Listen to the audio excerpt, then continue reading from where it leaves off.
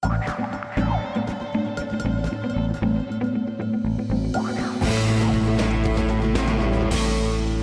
I'm Chris Burns, and welcome to The Network, where we connect into a matrix of newsmakers to get to the heart of an issue. And watch out, they've got to answer in 25 seconds or less, or else. Let's take a look at that issue right now.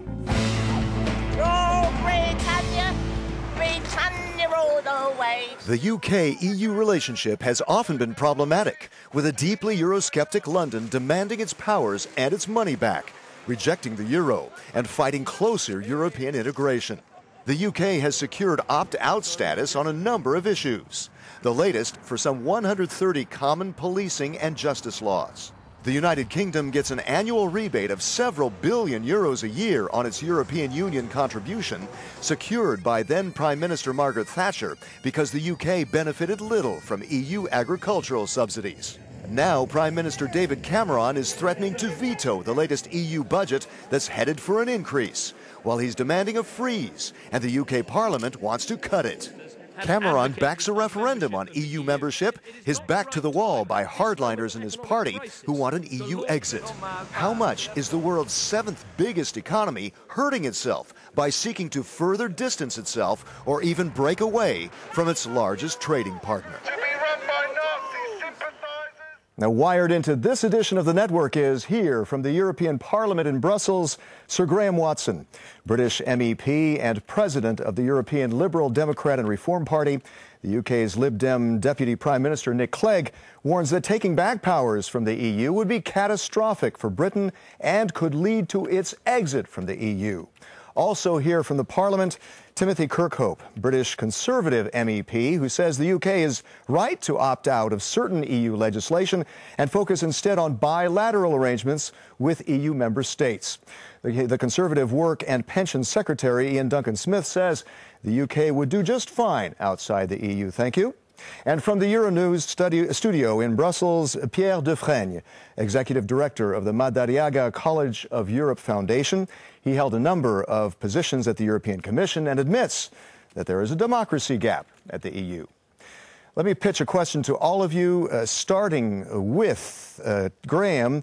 Focus on the battle of the budget first. The UK's Financial Secretary to the Treasury, Greg Clark, says the EU has a breathtaking, in his words, budget demand. Do you see it that way? No, I don't. I'm not sure who he means by the EU. The European Commission has put in a demand for a very modest rise over a 7-year period. The European Parliament wants to go even further, and the European Council will almost certainly want to limit the budget. Perhaps what he's referring to is the European Parliament's request for a 6.8% increase in next year's budget to 137 billion euros. It is breathtaking. It is an example of the European parliamentarians losing sight of the people they represent. We have to all live within our means. Every national government in Europe is doing so. I see no reason why Europe as a whole can't do so as well. People don't understand it. All right, well, I see Graham nodding his head, but perhaps a bit of concern from Pierre's side. What takes your breath away? Well, I think the budget is formidable instruments to contribute to the cohesion of the single market by encouraging backward economies to catch up, and they need that effort in the present context of the European crisis. Okay, and in fact, that's my next question. The EU budget is €1 trillion over 7 years, roughly, but it's only about 1% of the EU's GDP. Shouldn't the EU wield stronger economic powers backed by higher funding to fight this economic crisis? Graham. Well, there is an argument for that. I don't think it is necessary to increase the budget radically, but I do think we can gain a lot from pooling resources in terms of efficiency savings. Okay. Timothy, how do you see that? Well, there's an assumption that it's only money that can actually make differences. My view is that policies, reforms makes the difference, and we want a leaner and a more focused Europe. That's all that's going to work in terms of getting our economies back on the right rails, not putting more money in. Okay, Pierre, let me turn it the other way around. The UK and other governments have been slashing spending radically to try to bring down their budget deficits. How could they justify to taxpayers a higher EU budget at the same time? Because this is a budget for growth, for competitiveness, through solidarity between countries in Europe. It But helps. these governments could say the same thing. They could say, look, we're not going to cut our budgets. We're going to keep them high so that we can stimulate our economies, but they're going to blow out of the 3% limit. What's critical here is the synergy among countries and not each country working in isolation. Okay, and now let's talk of the UK exit. There's talk about that, or distancing from the EU. Deputy Prime Minister Nick Clegg asks, what kind of club gives you a full pass with all the perks but doesn't expect you to pay the full membership fee? Does he have a valid argument regarding the British? Over to you, Graham.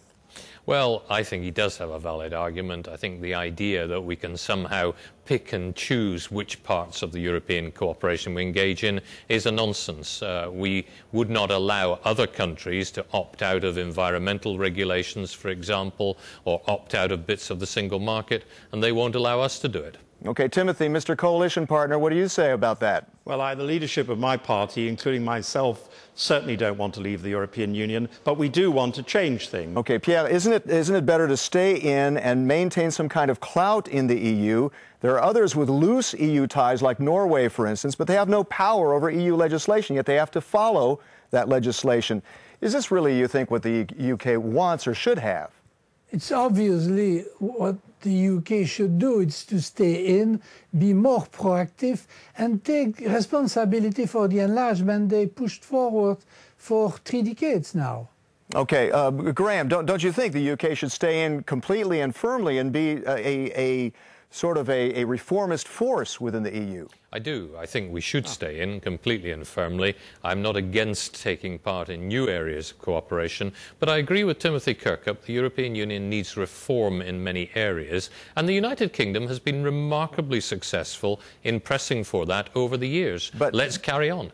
All right, but Timothy, if you keep opting out of things, you're going to be opting out of having influence in the EU, right? Well, we're obliged to opt out of our justice and home affairs issues. We can't avoid that, I'm afraid, in 2014. But that doesn't mean we don't want to be part of the cooperative effort to renegotiate those areas and keep working with our partners and our colleagues across Europe to deter criminals and all the things that matter to the ordinary citizen. Of course, we must stay there. Let me quickly ask about the referendum that people are talking about in the UK. What if English voters vote to quit the EU and Wales decides it wants to stay in the EU? Do you see that danger, Pierre? Well, it's a problem for UK, of course. Certainly the English appear to have become increasingly nationalistic and inward-looking. This has not been the case for the Scots or the Welsh, and I think the tensions that are there would increase if the Prime Minister were to move to take the United Kingdom out of the European Union. Okay, and then, so Timothy, do you think actually the British government is going to go ahead with a referendum that has that kind of danger? The Prime Minister has no intention of taking us out of the European Union, but it may be we want to ask the people of our country whether they like the relationship, whether they wish to see more reforms, and what basis they want to remain in the EU. That's the question we may want to ask them in due course.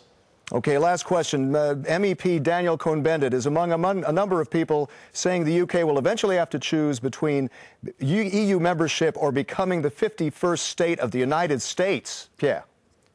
That risk exists, of course, but there is another one, is that the other member states start to get fed up with UK constant opposition. You're laughing over there. What do you think about this? Well, I think taking advice from Daniel Cohn-Bendit isn't something that I'm really willing to do. And these kind of challenging attitudes. We want good relations across the Atlantic, as well as good relations with our European colleagues. That's a perfect combination. Okay, Graham, you got the last word on that? Well, Danny Cohn-Bendit's always fun. He's always provocative, but fortunately, his views don't normally command a majority of support. Okay, but he's not the only one saying the UK could risk becoming the 51st state of the US. He's not the only one, but he's exaggerating. And if you over-egg the pudding in that way, you end up with a pretty tasteless brew. I agree with him. Okay, sorry to end up on that note, but I think we have to. We're out of time.